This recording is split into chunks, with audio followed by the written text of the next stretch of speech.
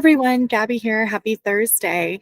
I am a master NLP practitioner, an EFT coach, and a law of assumption coach here at Create Your Future.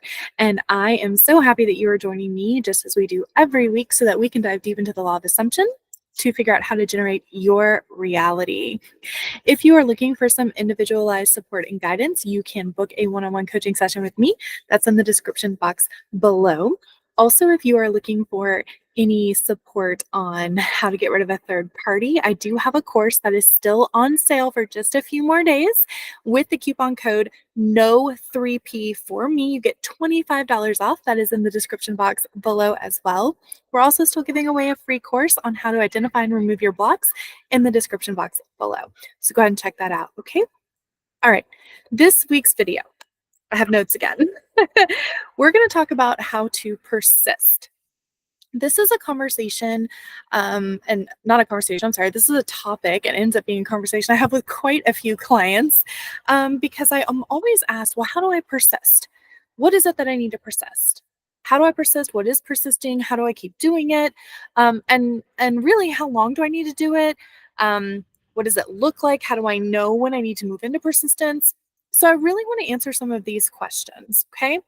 So first and foremost, persistence is not holding on to a temporary thought or feeling, okay? You are not holding on to a temporary thought or feeling in order to feel as if or act as if you have your manifestation, okay? That is not what persistence is. Persistence is really you remaining in the state of having your desire. And this gets to the point when you've remained in this state of having your desire and you really start to understand the flow and how your own manifestation process works for you and is successful for you, then you get to the point where you are consistently in a state of having a thought or an intention, and then it unfolds in your 3D. Okay. So that's what persistence will build you up to. So it's kind of like exercising your muscles, right? If you go to the gym and you're constantly lifting 25-pound weights, that's fantastic. You can consistently lift 25-pound weights. But then if you go to lift 125-pound weight, you're going to only be able to hold it for a very short time, right? Because your body really isn't used to it. And you really haven't built up that endurance or that persistence of that. So it's kind of the same thing. You want to do the same thing. You want to maintain your state or keep returning to your state. And Neville Goddard actually talks about this. Neville Goddard says it's not about how long you stay in the state of the wish fulfilled. It's about how frequently you return to that state of the wish fulfilled. And it's also not about the feeling. So I know this is something that a lot of my clients ask me about.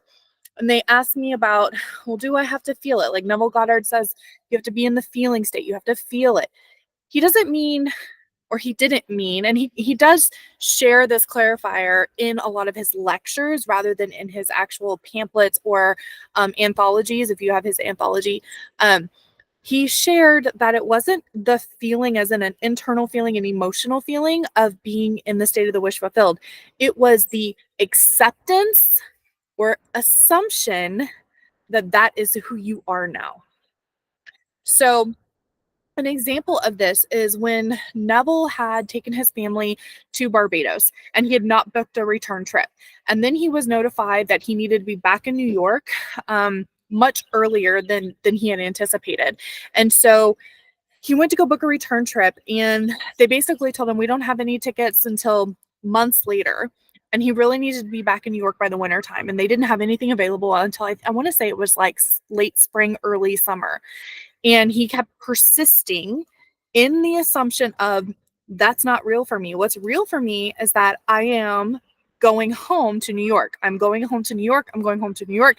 He persisted in that. And for him, Neville Goddard used a manifestation technique most of the time called visualization or SATS.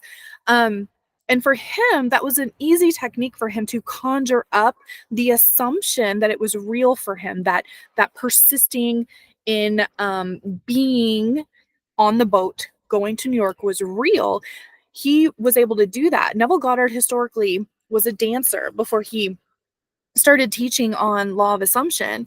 And as a dancer, he had to memorize how his body was going to move in certain rhythms and beats and certain counts, etc. And so for him, it was very easy for him to use the technique of visualization in order for him to see it as real for him, in order for him to assume it to be true for him. Okay. And this is what, if you coach with me, and if you've seen some of the feedback from my clients that I've shared on the channel, I actually work with you on your manifestation technique. Okay. There are tons of techniques out there, a ton. What works for me may not work for you.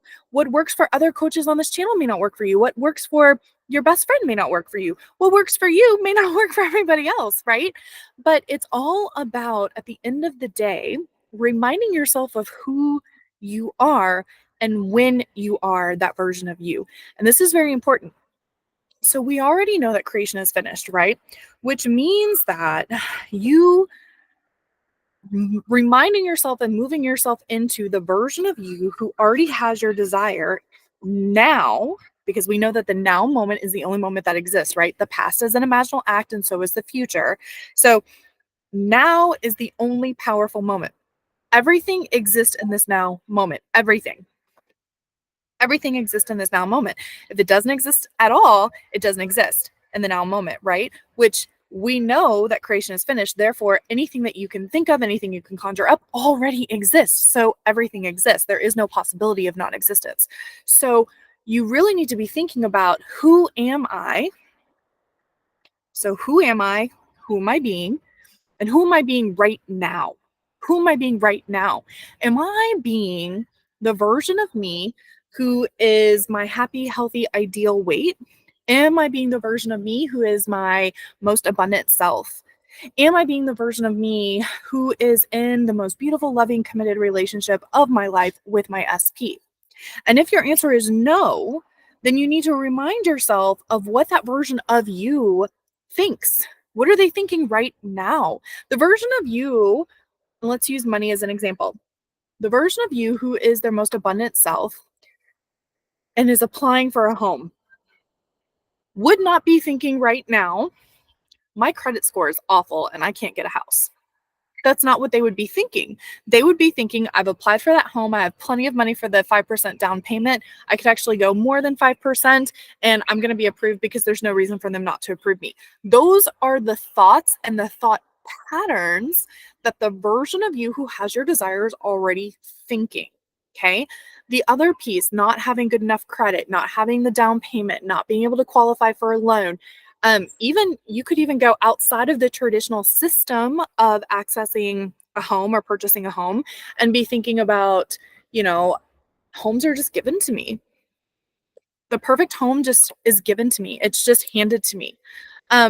You don't have to even be thinking about approvals and mortgage lenders and all that stuff. But you really need to be thinking about, who is it that is you that is a home buyer? Who is it that is you that is a home owner? Who is it that is you, sorry, that is abundant in those ways? And once you really decide what that looks like, and you really start to think about, okay, let me be intentional about the thoughts here. Let me really be thinking about, what would I be thinking? What would I be saying? What would I be doing? When you're doing that, that is when you start to move into the version of you who already has your desire. That is when you move into that conviction, that acceptance, that knowing that this is who I am now. And that is the persistence. Returning to that consistently with a high rate of frequency throughout the day is where your manifestation unfolds. It is. I promise you. So that's all I have for today. It's kind of shorter than normal. But again, if you are looking for any support or help, or you really want to talk through this, please book a session with me. I'm more than happy to help you. I love helping others, and I love helping people on their journey for manifesting. I got a ton of help on my journey, and I just want to give back in that way as well. You can have, be, or do anything that you desire. Remember, everything is already created. There is no such thing as non-existence. Everything is created right now in this moment. Everything exists right now in this moment, including the version of you who has your desire. So just move into that. Think about what that version of you would be thinking. Think about what that version of you would be doing. What would they be feeling? What would they be seeing? What would they be tasting? What would they be touching?